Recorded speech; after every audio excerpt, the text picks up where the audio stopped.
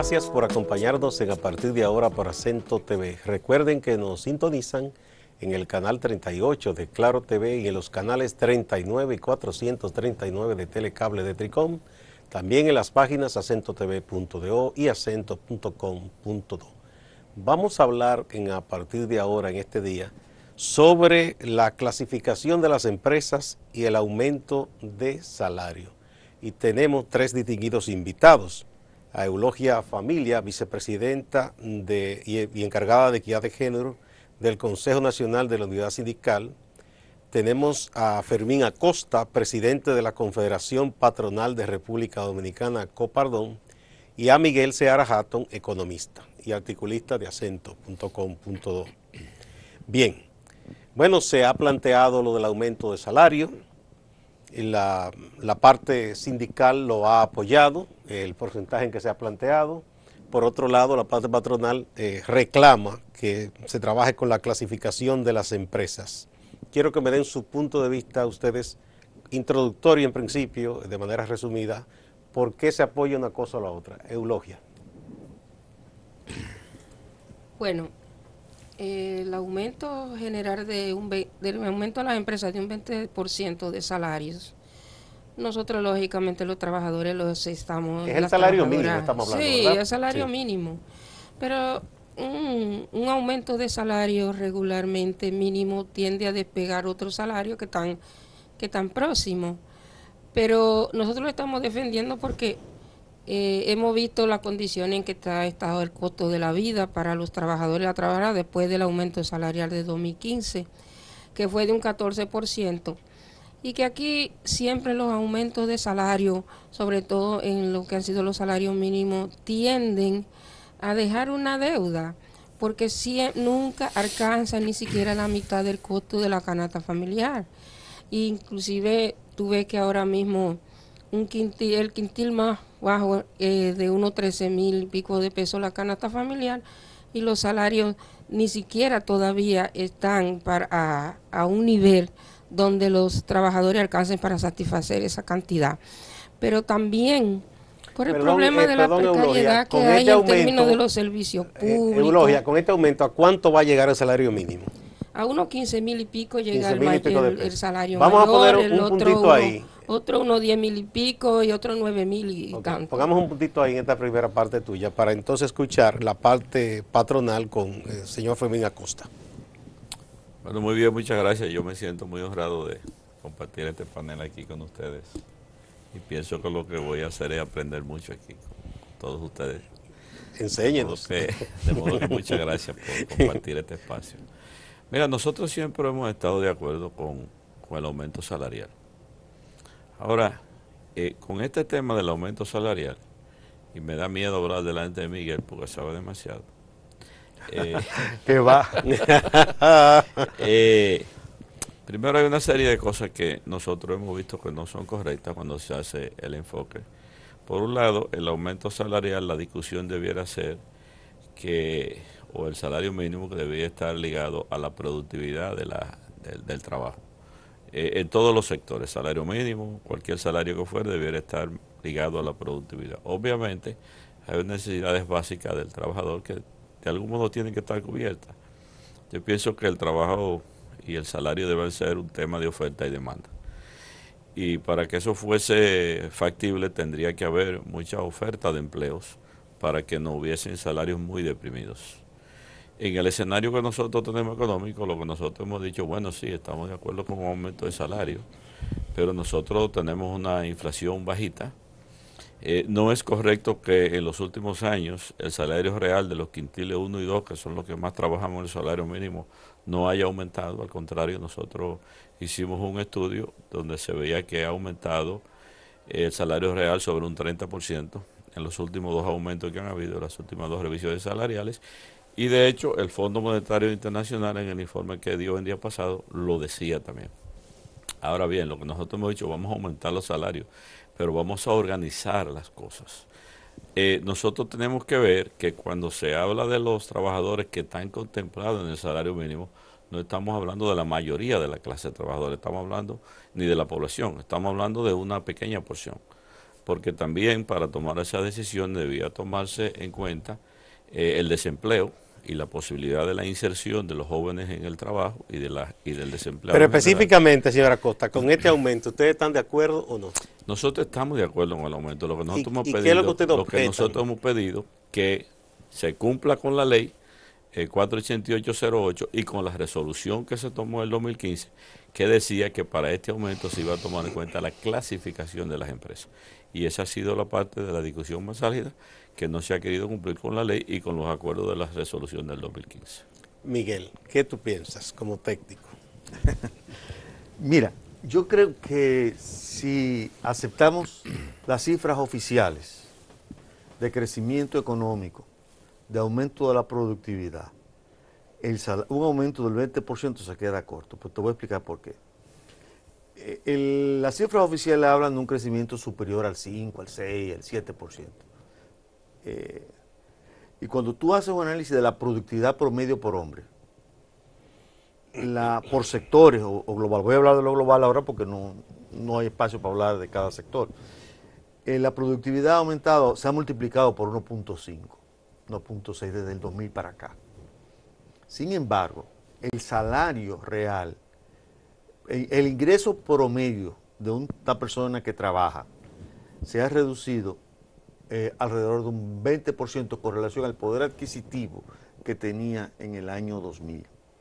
Entonces, lo que haría ese aumento de salario es corregir esa diferencia, ¿no? Porque si está aumentando, repito, si acepto las cifras oficiales y nadie la ha cuestionado, o sea, ni el sector empresarial ha cuestionado el aumento de la tasa de crecimiento del producto global y sectorial, nadie la ha cuestionado. Si la acepto, entonces, como hasta ahora la ha cuestionado, todo el mundo la está aceptando, no te queda más remedio que admitir que el salario tiene un rezago, porque el aumento de la productividad, si aumenta 1.5, 1.6 veces, o qué número de veces, es mucho mayor de lo que ha aumentado el salario. O sea, el salario todavía no recupera o está apenas recuperando los niveles que tenía hace 16 años atrás. Entonces, esa diferencia de creación de riqueza por trabajador está yendo a algún lado, ¿no? Se supone que va a, básicamente, aumentar la rentabilidad de las empresas. Eso es si acepto la cifra. Miguel, ustedes los economistas, cuando hablan de aumento de salario, muchas veces tocan la parte de que eso se convierte en una inducción, si se quiere, de la demanda. Sí. Eso no tiene que ir acompañado un aumento en el sector privado de algún también aumento, ajuste en el sector público, para que sea de manera... Claro, o sea, yo estoy hablando de toda la economía. Yo estoy hablando de toda la economía. El problema del sector público es otro problema. Porque el problema del sector público tiene un problema de calidad de gasto y de ineficiencia del gasto. En el caso del sector privado, el salario es un costo para un empresario individual, pero es un ingreso de venta para todos los empresarios juntos. Porque básicamente el trabajador, la mayor parte de su gasto es consumo. Es consumo. Y es básicamente consumo de alimentos. Eso no quiere decir que hay un componente importado, sí lo hay, porque obviamente para producir una libre plátano, ¿no? o habichuela o arroz, tú necesitas transporte, gasolina, tú necesitas insumos, muchos de ellos son importados, pero la propensión, digamos, a importar es menor en los bienes salariales que en los bienes no salariales. Entiéndase, bienes de consumo para estratos superiores a los niveles salariales o insumos. Sí, que no es lo básico. Eulogia, ¿ustedes por igual exigen al sector privado, igual que al público también, el ajuste de salario? Así es, nosotros estamos demandando del gobierno que reajuste los salarios en un 30% y al sector privado, desde luego, que con esta parte del 20% que cumpla. Yo quiero aclarar algo, porque hay que separar algo. Las decisiones del comité de salario, de la clasificación de las empresas, de la BIME, que la ley 488-08 la clasifica por inversión de capital, tal y como está clasificado en el comité de salario, los aumentos de salario. Inclusive los aumentos de salario, el comité de salario se queda por debajo la clasificación que tiene en la ley 448. ¿En qué consiste esa clasificación? PROMIPYME. Rápidamente. Lo capital, inversión de 3 millones, por inversión de 3 a 6, y por inversión también de 3 a 6, ¿verdad? Y también de 6 a 12 y de 12 a 40 millones. Por Son ejemplo, las una tres empresa de la micro, la pequeña pequeña y mediana. y mediana empresa. Bien. Entonces, están por encima las inversiones de capital en estas empresas, más lo que es su facturación, que lo que el comité de salario, que la inversión de capital del comité de salario, que es de 4 millones, 2 millones y de más, de 4 millones y más, de 2 millones y así. Entonces, y ahí están clasificadas más o menos la micro y pequeñas empresas, no tan grandes empresas. Ahora, el comité de salario toma una decisión, y eso es lo que nosotros estamos defendiendo, y la CENU no ha ido a esas reuniones que se han hecho, porque no queremos nosotros ser parte signataria de algunos retrocesos que se están produciendo en el país. El comité de salario está constituido por 3 partes. Tiene un reglamento que establece que si el gobierno y los empleadores o el gobierno y los sindicatos se ponen de acuerdo, pueden adoptar una decisión. O sea, con 2 de las partes. Con 2 de la parte. Y eso pasó. El ministro de Trabajo es la instancia en la que se puede impugnar. Y el ministro de Trabajo en este caso es el juez. Y su íntima convicción tiene que ponerlo a él a tomar una decisión. ¿Qué hace? Ahora, él no es para volver a discutir salario como ha venido ocurriendo en el comité de salario. Por eso nuestro país vive una situación de descontrol, vivimos fuera de control porque todas las normas y las reglas las violentamos. Ahora bien, lo de la PYME, aunque no estamos de acuerdo en esa reclasificación, lo de la PYME, PROMIPYME, eso se puede discutir fuera, pero no hay por qué comprometer la decisión del comité de salario con esa discusión. ¿Ustedes piensan que ese aumento de 20% debe ser irreversible? Debe ser irreversible. Vamos a ver qué dice señora Costa. Y el ministro de Trabajo que adopte la decisión que él quiera adoptar, pero no necesariamente tiene que convocar a un diálogo ahora para discutir eso, porque aclarar, si la ley reconoce que el gobierno al final tiene que tomar la decisión cuando los dos intereses de la parte no están de acuerdo, entonces ya es porque el gobierno es la parte que tiene que dar la solución final. No es volver a una rediscusión sobre el mismo tema y llevar otro tema al comité de salario cuando esa no es su función. Bien, señora Costa, Mira, lo de la clasificación, ¿usted está de acuerdo con Eulogia? Bueno, en cierto modo sí. Lo que sucede es que las leyes tenemos que cumplirlas, nos gusten o no nos gusten.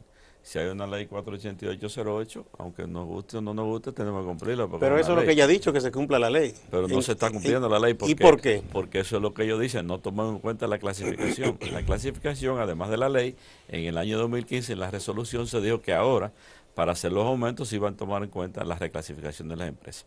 Pero además nosotros hemos dicho, bueno, vamos a hacerla con la ley vigente, pero además hay un proyecto de ley que sometió el Ministerio de Industria y Comercio, que el dejarlo que sea con la ley vigente quiere decir que cuando haya otra ley, automáticamente se ajustará.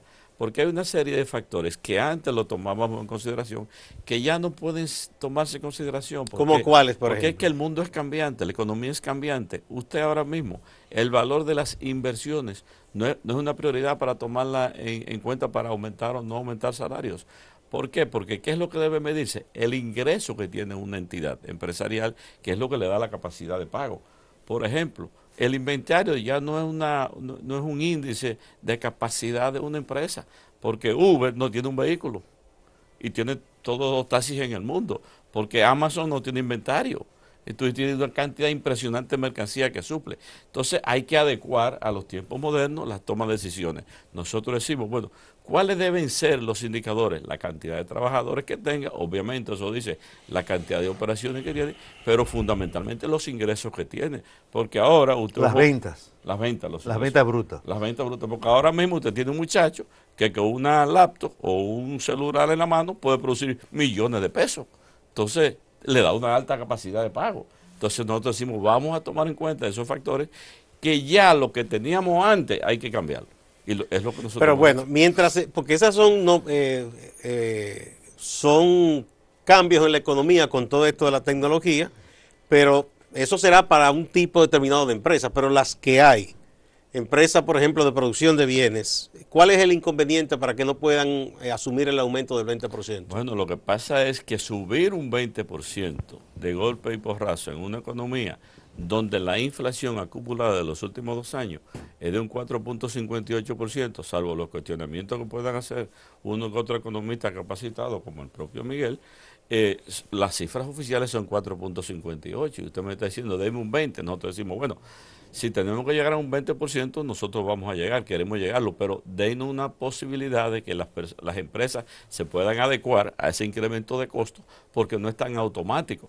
Si los aumentos salariales significaran aumento de los ingresos para las empresas, los patronos anduviesen diciendo aumentemos los sueldos, pero hay una serie de acomodaciones de costos y costos indirectos y gastos adicionales que tiene el trabajo que hay que visualizarlo. Nosotros tenemos un costo indirecto sobre el trabajo y el costo social del trabajo de más de un 65%. Pongamos un puntito ahí y vamos a una primera pausa. Cuando retornemos, daremos más detalle, además veremos los puntos de vista tanto de Logia como de Miguel.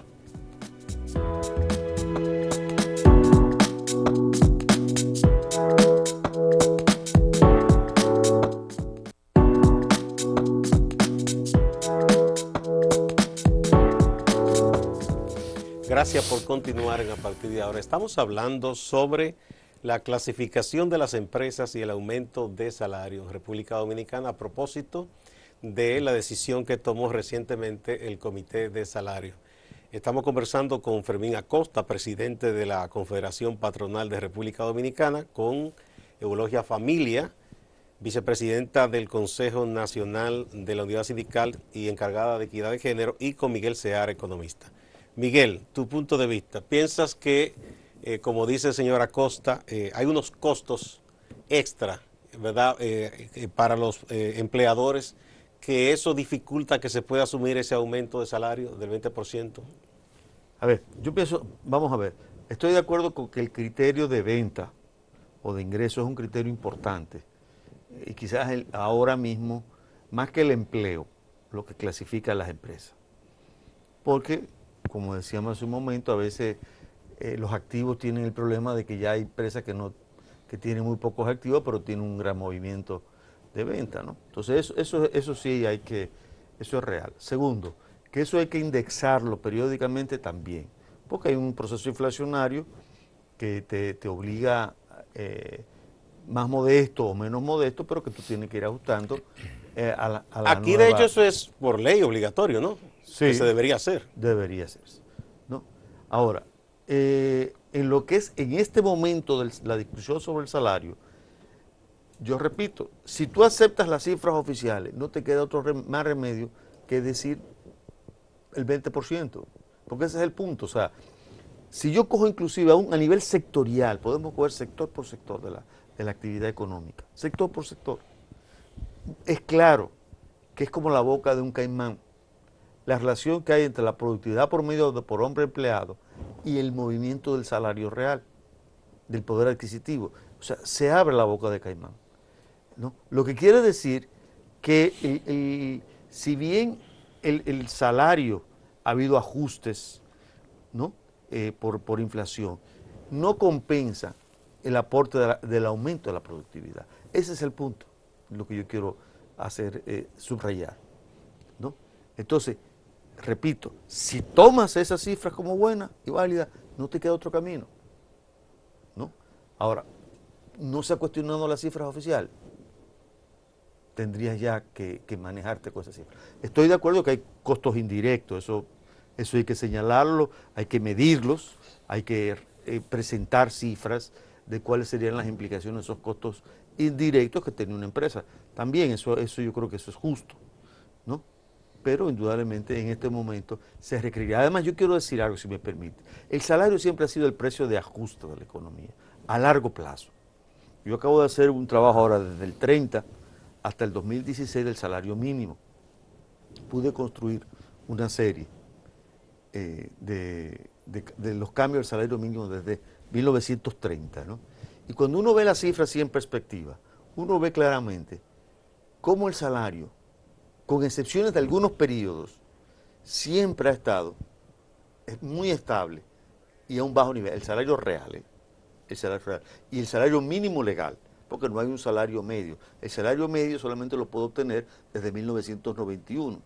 Entonces, el salario siempre se ha comportado por diferentes lógicas, como el precio de ajuste. Puede subir el tipo de cambio, sube el precio de la energía, sube las tasas de interés, sube el precio de transporte.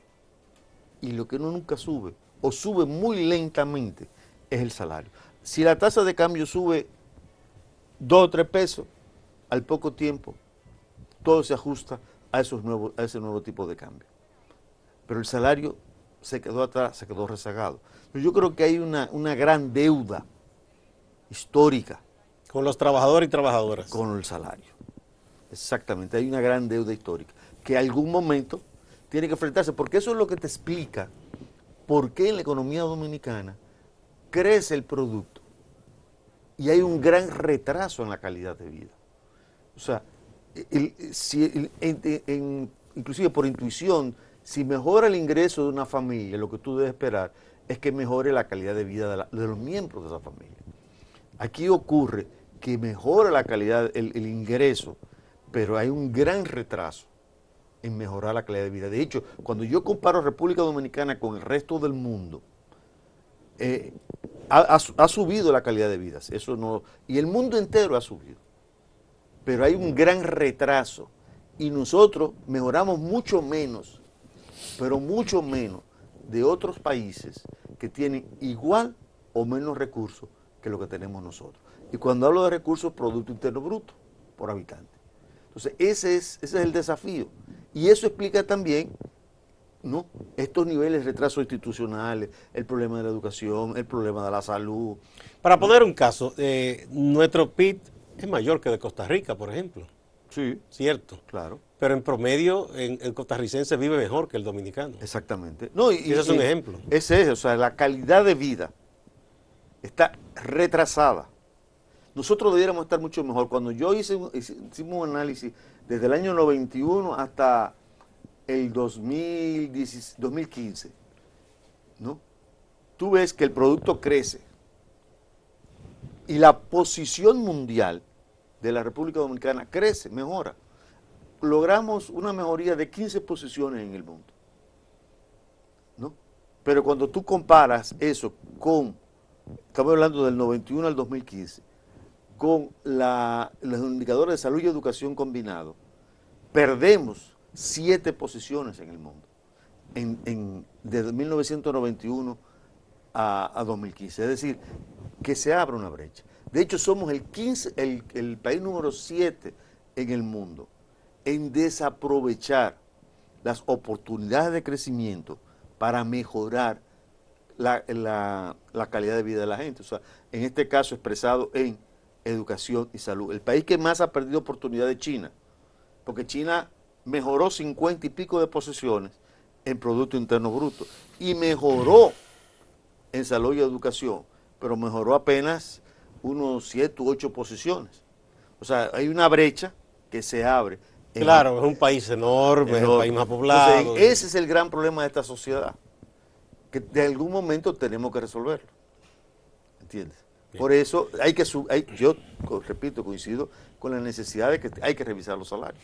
¿Ustedes están dispuestos desde el sector de los trabajadores y trabajadoras a dialogar con el empresariado y con el Estado para buscar una solución, inclusive que sea con cierta permanencia en el tiempo, que no haya que estar a cada momento discutiendo lo mismo? Aquí hay un consejo consultivo del trabajo que solamente se habilita cuando a alguien le conviene, pero no funciona, donde está el tripartito y el diálogo está permanente abierto para tratar los temas que sean. ¿Quiénes integran ese consejo? Las centrales sindicales, los empleadores con sus instancias, nosotros con nuestras instancias y el gobierno. Ahora bien, en el Ministerio de Trabajo que funciona. Ahora bien, nosotros lo que estamos diciendo como movimiento sindical es que la decisión del 20% de aumento de salario es una decisión ya del ministro de Trabajo, que no hay que volver a negociar, habilitar mecanismos de negociación, porque ya lo que tiene que pronunciarse.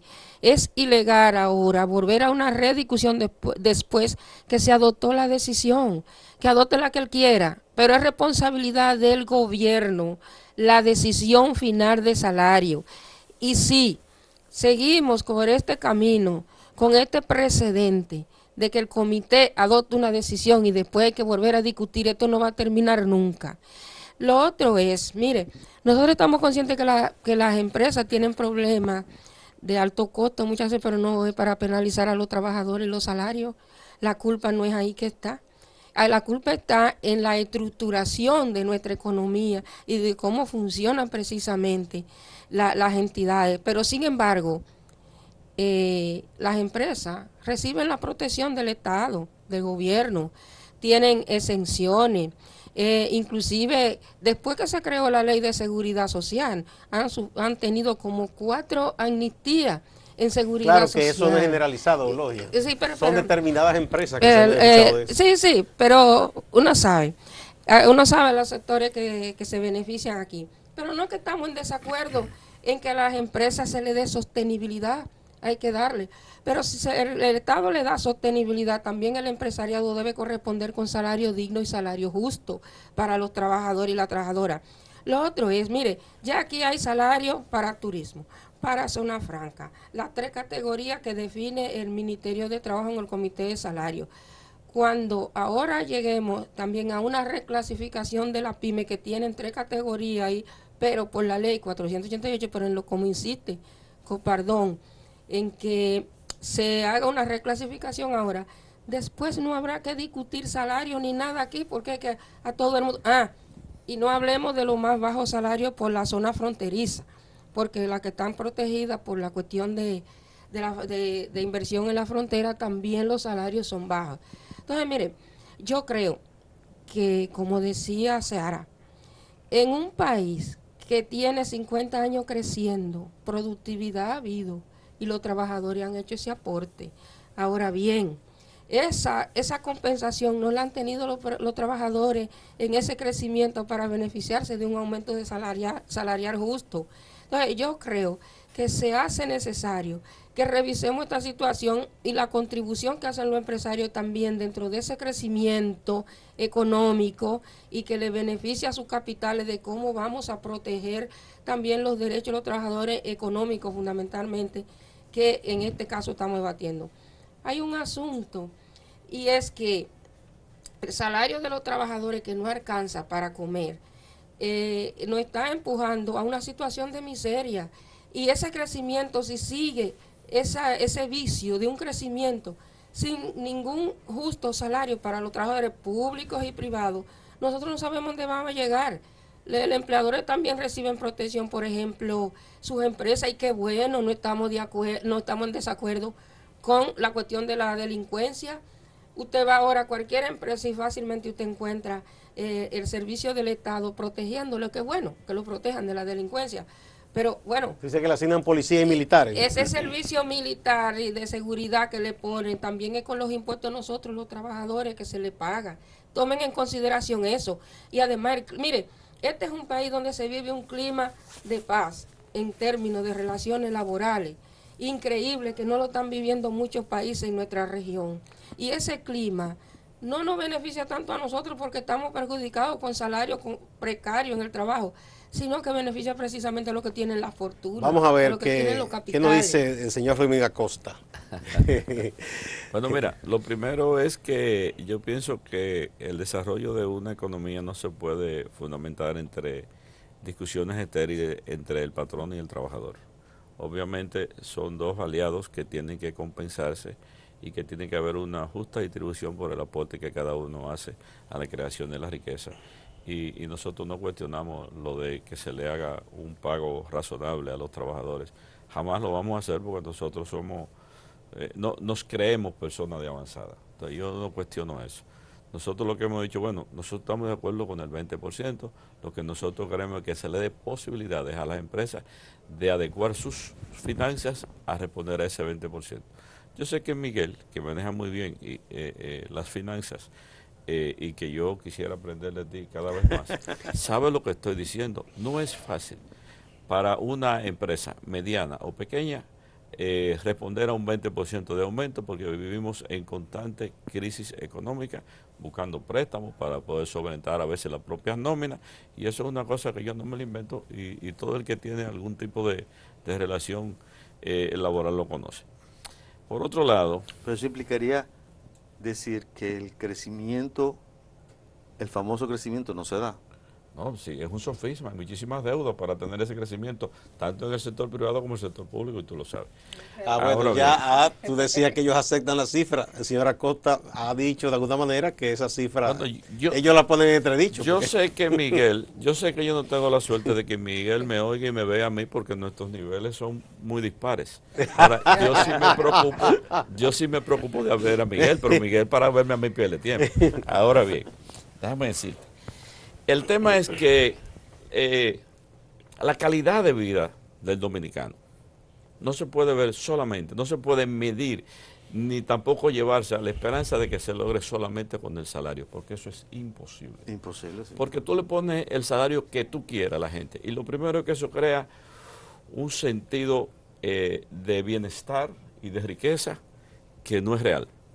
Yo te aumento el sueldo y de una vez tú te cambias la marca de la corbata o la de la camisa o te cambias el coche, y eso no necesariamente te da a ti mejor calidad de vida, aunque te da quizá un disfrute más sosegado de la vida. Pero bueno, ¿qué debía ser? Bueno, cómo la gente percibe los servicios. Porque así como hay distorsiones para nosotros el sector empresarial producir, yo quisiera que Eulogia me haga el favor y hablarme con un general de eso y me mande 2 gente a mi empresa para que me la cuide, que vive muy asustado, pero como ya dijo que el gobierno nos está dando protección, si me la mando yo no lo rechazo. Ahora bien, en el sector empresarial, señores, producir es complicado. En el trabajador, en el empleado, en el dominicano, el costo de la vida es muy alto. Lo que la gente tiene que invertir en transporte, por ejemplo, en alquiler, lo que le cuesta a una gente pagar una cuota de una vivienda, con el riesgo de que le cambien la tasa de interés a los 6 meses. Son una serie de distorsiones que hay en nuestra economía que no se resuelven con salario. No, totalmente de acuerdo. Entonces, lo que nosotros necesitamos es un análisis y un ajuste general de nuestras variables económicas que incluyen el código laboral. Entonces, si nosotros queremos ver solamente lo que a nosotros nos gusta ver, entonces no resolvemos el problema. Ahora bien, señora Costa, es verdad, hacen quizás falta una serie de reformas. Pero perdóname, porque hay una cosa que quiero decirle a Eulogia. Sí, dígale usted. Ciertamente, los patronos hemos ido donde el ministro de Trabajo y le hemos dicho, mire, usted tiene que revisar eso porque no estamos de acuerdo con lo que se ha hecho y la forma que se ha hecho. Nosotros solamente estamos haciendo uso de una prerrogativa que nos da la ley. Y cuando usted o yo o cualquiera de nosotros o cualquiera en el mundo usa una prerrogativa que le da la ley, es un derecho que nos asiste. Y si lo hace ella, o lo hago yo, o lo hace cualquiera, sencillamente eso hay que verlo como una forma normal. Y sí, está en la cancha del ministro de Trabajo tomar la decisión. Pero esa decisión, obviamente, puede ser mandarla de nuevo al Comité Nacional de Salario, porque eso es lo que dice la ley. Aunque él ha dicho que no, que ya no va a cambiar. Tenemos que ir a una pausa. Cuando retornemos, yo sé que Eulogia está... un poco impaciente. Loca por contestar. Vamos a una pausa.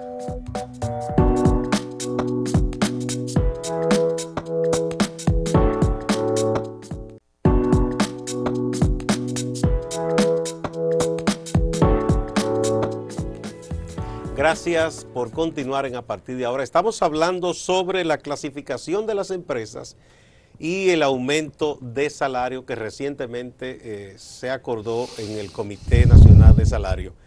Bueno, hay puntos de vista dispares. Por un lado, el señor Acosta, presidente de la Confederación Patronal de República Dominicana, Compardón, que dice que los patronos no rechazan en sí mismo el aumento, pero reclaman una revisión de esa medida porque entienden que se debe cumplir con un ordenamiento de reclasificación de las empresas. Y Eulogia, por otro lado, que dice que esa decisión está en manos del ministro y que se tomó como manda la ley, con 2 de las partes que estuvieron presentes en la reunión. ¿Qué tú Sí. querías responder a la señora Costa? No, yo no tengo que responderle. Los empleadores como nosotros tenemos derecho a impugnar una tarifa de salario mínimo que se conoce en el comité de O sea, salario. ¿tú reconoces que ellos tienen ese derecho? de Tienen ese impugnar? derecho. Lo que no hay derecho ahora es hacer una rediscusión en medio de la impugnación sobre ese salario sobre el que se tomó una decisión. Ahora, que el ministro de Trabajo tome una decisión él, que es responsabilidad del gobierno ahora decidir qué hace con ese aumento salarial. Lo Yo va a le he tirar otra vez a la escuchado, cancha yo le he del escuchado comité. decir que ya lo está decidido. Va a aplicar el 20, a ordenar que se aplique el 20 o va a unos planteamientos que han habido. Es el ministro, era el juez en este momento y eso es lo que el comité de salario manda. Y ahí es que nosotros estamos diciendo la CENU, nosotros no vamos a ir ahora a discutir con la comisión después que ya estuvimos en el comité de salario y se tomó una decisión. Después que el ministro tome esa decisión. Perdón, una precisión, Eulalia. Después que el ¿Ustedes estuvieron ministro- presentes en esa reunión? Nosotros estuvimos presentes, pero no cuando se tomó la decisión. Habíamos ¿Y por qué abandonado. se salieron? Porque entendimos que el escenario que había era el no conocer adecuadamente los argumentos nuestros y dijimos, bueno, nos vamos a ausentar. Se retiraron. Pero en Que el también, 2014 perdóname pasó lo querida mismo. Eulogia, que te quiero muchísimo, que también es un derecho que nos asiste como del cual ustedes hicieron uso hace 2 años. Entonces es un derecho que nos asiste. No me critiquen, mi amor, por las cosas que yo hago, que el derecho me da la posibilidad de usar. Nosotros no impugnamos. No impugnaron, pero se retiraron. Pero no impugnaron porque no quisieron, mi reina. Ustedes se retiraron e impugnaron. Sí, pero es un derecho que nos asiste. Exacto, es un derecho Pero, que le Eulogia, asiste. lo que yo te Lo quiero que decir- no es derecho es que discutamos ahora salario otra vez No, en medio de un proceso de impugnación No, está- donde el ministro de Trabajo tiene que tomar una decisión, donde el gobierno tiene que tomar una decisión. Y usted sabe que eso no es lo correcto. Ahora, Obviamente. después que el ministro tome su decisión, entonces valoramos qué se hace. Pero en yo ese he escuchado caso. al ministro decir que ya, que eso es irreversible. ¿O es que él tiene que darle una formalidad a esto anunciando Él la tiene que decisión? publicar. Bueno, hay unos plazos Ya. que se venció el plazo para nosotros impugnar, que era de 15 días después de publicada la resolución. Ya ese plazo venció, ahora él tiene otro plazo para pronunciarse, ¿Cuándo termina ese plazo? que creo que es de 15 días Ustedes más. Eulogia. impugnaron el 10 de abril. Creo que él Ustedes tenía tienen hasta, 15 días. tenía hasta el 20, nosotros teníamos hasta, él tiene 15 días, creo que le quedan 10 días más o menos para pronunciarse. O menos. Lo cierto es que nosotros hemos dicho, señores, pero nosotros queremos que la gente de nosotros viva bien, pero nosotros queremos que las pequeñas y las medianas empresas y las microempresas se puedan acomodar a pagar esos salarios, porque le voy a decir a usted una cosa. En el término real y en el último de los casos es peor que cierren empresas. Yo le decía, yo soy un hombre de campo y los campesinos siempre hablamos con ejemplo. Yo tengo unos primos que trabajan en el pueblo mío, que es Cabrera, y se hace mucho queso de hoja. Entonces yo voy allá a Cabrera y me dicen unos primos míos, pero ven acá, ¿cuándo que van a aumentar los sueldos? Suelta eso. Digo, yo no tengo nada agarrado. Me dice, porque ahora me dice, la gente me agarra. Hasta los primos suyos le Ajá, están sí. atacando. Entonces yo le dije a ellos, ¿cuántos empleados son ustedes? Me dice, somos 4. ¿Y ustedes creen que la fabriquita de queso puede aumentarle a ustedes el 20%? Y se pusieron, eran 2 que estaban, y se pusieron a pensar, digo, ¿qué pasaría si nosotros venimos y le decimos ahora mismo hay que subir el 20%? Dice ellos, bueno, no, hay que subir el queso. Y si ustedes suben el queso, lo van a vender. Dice, eso se complica. Pues lo que estamos diciendo es, ustedes han dado la respuesta. Dejen que esas micro y pequeñas empresas se adecúen para responder a esas necesidades. Señores, y hemos dicho, vamos a hacer el 20, vamos a hacerlo en 2 plazos. Una parte ahora y otra parte en 6 meses. Y óigame bien, hemos dicho, aceptamos que el primer plazo se cumpla con más del 100% de la inflación que dicen las autoridades que tenemos, que Miguel dice no la cuestionamos, pero verdades o mentiras, tenemos una inflación de un 4.58, ¿verdad Miguel? En los últimos 2 años, y estamos diciendo vamos a comenzar con un 10, es más de un 100%. Es decir, a nosotros no se nos puede decir que nosotros no estamos comprendiendo a nuestros trabajadores, no se nos puede decir que no queremos aumentar la Ahora bien, señora Costa, ¿por qué usted habló ahorita, ya eso es lo que quería preguntarle, de que bueno, que hace falta una serie de reformas, quizás más o menos todos estamos de acuerdo en que muchas cosas aquí deben ser reformadas, pero ¿por qué hablar de reformar el Código Laboral? ¿Qué hay que cambiarle a ese Código Laboral?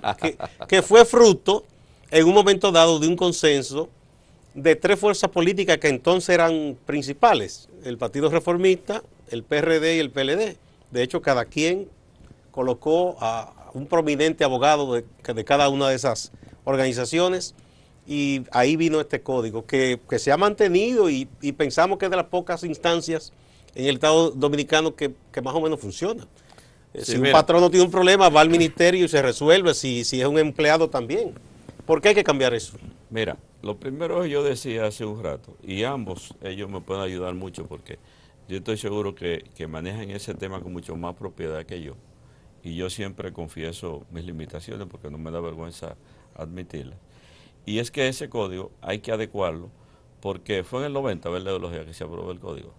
En el 92. En el 92. Usted sabe la cantidad de actividades empresariales que se han creado del 92 para acá. Usted sabe las diferentes formas laborales que existen que en aquel momento no había.